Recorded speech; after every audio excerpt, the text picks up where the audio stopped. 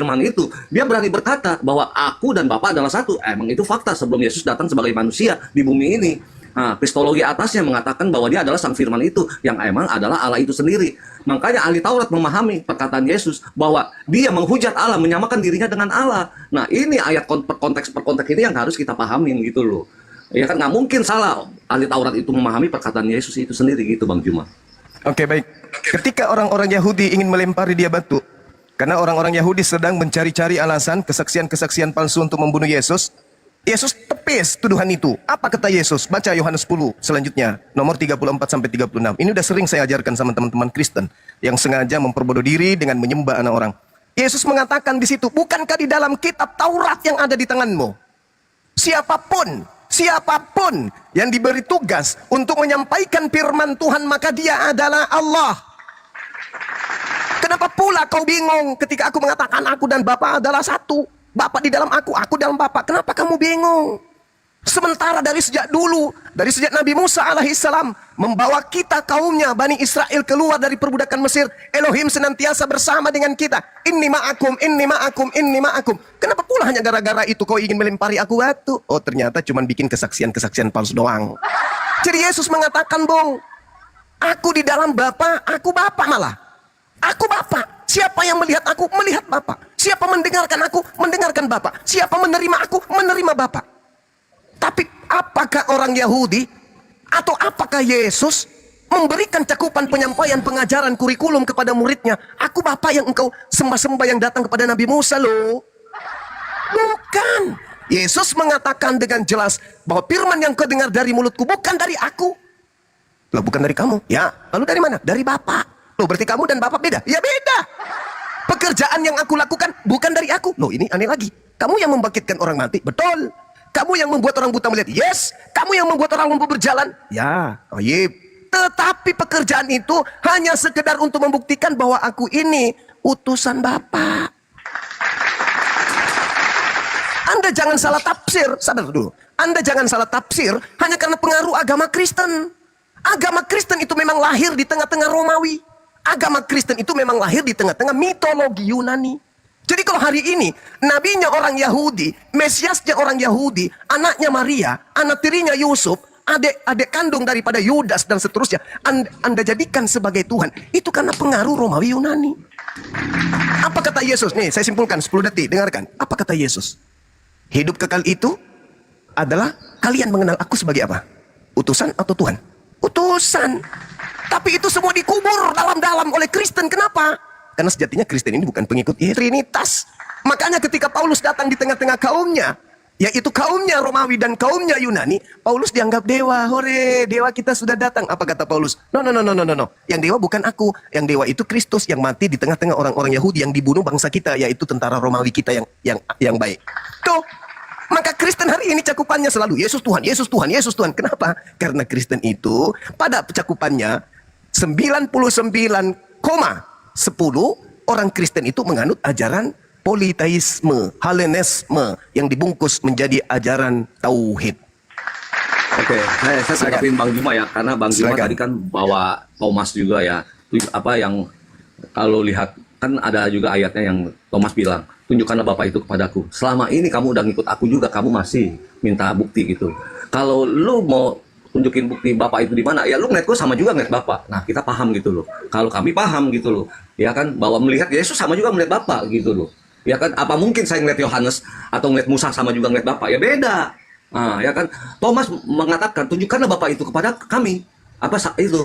Yesus berkata, lu ngeliat Bapa ya sama juga lu ngeliat gue, ya gue juga Bapa gitu loh. Nah, oke, ya itu kurang lebih. Nah, Bang Juma tadi berbicara bahwa firman yang ku sampaikan, yang diberikan kepadaku, sama firman yang Yesus adalah, kita harus lihat rujukan teks originalnya, bahwa firman yang diterima itu adalah remata gitu loh. Kalau sedangkan Yesus sang firman itu ada dari hologos. Harus dibedakan antara remata dan hologos gitu loh. Karena hologos itu adalah sang firman yang merujuk ke Yohanes 1 ayat 1 itu, bahwa dia itu adalah Allah itu sendiri. Nah, ini kita harus dipisahkan gitu loh. Kita mengerti, paham antara remata dan hologos itu masing-masing gitu loh. Nggak disangkal Yesus benar, dia adalah utusan. Kita nggak sangkal dia adalah utusan. Kenapa? Karena ya dia sudah menjadi manusia, firman itu yang diutus oleh Bapa gitu loh. Nah, di sini satu persatu kita harus paham ayatnya, nggak bisa digabungkan semua langsung kita tafsirkan seperti itu, ya kan? antara remata sama hologos, firman yang telah disampaikan sama Yesus itu, yang telah diterima, sama dia sang firman itu sendiri, satu persatu. Nah, saya tanggapin lagi yang 10:30, 33. Jelas di situ ahli Taurat memahami perkataan Yesus. Ahli Taurat ini kan pintar, Bang Juma. Nggak mungkin mereka nggak paham. Emang benar, mereka mencari kesalahan-kesalahan supaya Yesus mau disalibkan. Hanya Yesus yang ayat 17 yang gitu loh, ya kan. Tetapi kalau untuk Bapak, ya kan, kalau nggak sanggup. Nah, Yohanes 10 ayat 28, ya kan, bahwa siapa yang percaya aku, saya baca ini Bang Juma ya, 10:28 ya. Dan aku memberikan hidup yang kekal kepada mereka, dan mereka pasti tidak akan binasa sampai selama-lamanya, dan tidak seorang pun yang tidak akan merebut mereka dari tanganku. Siapa? Yesus berkata sendiri, aku loh ini yang akan nanti, sebelum semuanya orang nanti kalau pada saat mati akan aku bangkitkan. Kenapa? Aku akan memberikan kehidupan yang kekal. Ya kan? Tidak ada seorang yang bisa mengambil mereka dari tanganku. Ini janjinya Yesus kepada barang siapa yang percaya. Garis bawahi dia percaya nih. Ya kan? Nah, bagi yang nggak percaya silakan gitu loh. Kalau kami percaya bahwa dia adalah Tuhan. Halo, Assalamualaikum. Shalom. Ya, shalom. Bahwa Lukas 2 ayat 11, malaikat datang mengatakan telah lahir, ya kan, Lukas 2 saya bawa. Jelas di sini mengatakan Tuhan. Nah, kita harus tahu juga secara etimologi Tuhan itu apa pengertiannya. Nah, dia kan penguasa juga, segala kuasa di bumi. Ya, emang dia penguasa, itu udah mutlak, nggak bisa disangkal bahwa Yesus itu adalah sang firman dan dia adalah penguasa gitu loh Bang Juma. Lanjut Bang Juma. Oke, baik. Ya, sekali lagi saya katakan bahwa cakupan yang sedang Anda bangun ini adalah cakupan ajaran mitologi Yunani dan Romawi. Ingat, Anda boleh berselancar di Kisah Para Rasul 14, nomor 11, nomor 12. Ketika Paulus datang dengan seabrek mujizatnya, orang-orang Roma menganggapnya Theos, dewa. Tidak perlu kemudian dia berpikir, oh ini kan manusia. Enggak. Dia lihat manusia, dia tahu Paulus manusia, dia tahu Paulus itu berbicara sebagai manusia. Tapi oleh karena mereka penyembah dewa-dewa, maka Paulus yang adalah manusia yang makan, minum, dan seterusnya itu dilantik menjadi apa? Dewa Hermes. Begitu juga orang Majus. Karena mereka penyembah api, penyembah kepada sesuatu yang ada di tengah-tengah mereka yang luar biasa menurut pandangan mereka. Begitu melihat Yesus lahir, sang bintang timur ini kemudian datang untuk disembah oleh mereka. Jadi kalian ini saudara Kristen sama dengan orang-orang penganut agama politeisme itu. Nih, kita jelaskan sama saudara. Kenapa Yesus mengatakan, ada apa kamu ini? Hah? Barang siapa yang melihat aku sama seperti Bapa. Kenapa kemudian Yesus mengatakan seperti itu? Karena Yesus dari awal sudah mengatakan, tidak ada yang bisa melihat Bapa, tidak ada yang bisa mendengarkan Bapa. Siapa yang mengenal aku, kau tidak mengenal dia yang telah mengutus aku. Bapa tidak bisa dilihat, Yohanes 5 nomor 37. Sudah aku bilang, Bapa itu tidak bisa dilihat. Kau minta pula Bapa untuk diperlihatkan. Nenekmu kiper. Sesungguhnya barang siapa yang melihat aku, sudah melihat Bapa. Enggak usah kau mimpi lihat Bapa, enggak akan pernah bisa, enggak sanggup. Lihat aja aku ini. Apa yang aku katakan itu perkataan Bapa. Apa yang aku kerjakan itu pekerjaan Bapa. Apain pula kau melihat Bapa? Kau mau hangus? Makanya Yesus mengatakan dong di dalam Yohanes 8 nomor 29, Bapa yang telah mengutus aku, Bapa menyertai aku, Bapa tidak membiarkan aku seorang diri. Loh, kok bisa? Ada apa? Kok kayak gitu? Bisa. Sebab aku senantiasa berbuat apa yang berkenan kepadanya. Oh gitu. Jadi Bapa berada pada setiap manusia, di mana manusia itu taat melaksanakan segala perintah Bapa, maka Bapa bersama dengan dia. Siapa yang menjalankan firman-Nya, Bapa bersama dengan dia. Bukan berarti Bapa kayak konsep Roma Yunani, dewa turun masuk ke dalam tubuhnya orang. Itu dewa bang, itu dewa. Yang disebut Yesus itu, aku dan Bapa satu. Aku menjalankan segala perintah Bapa. Aku yang mengutus aku, menyertai aku, tidak membiarkan aku seorang diri. Kalau tidak seorang diri berarti berdua. Anda ingin mengatakan Bapa dan Yesus berdua?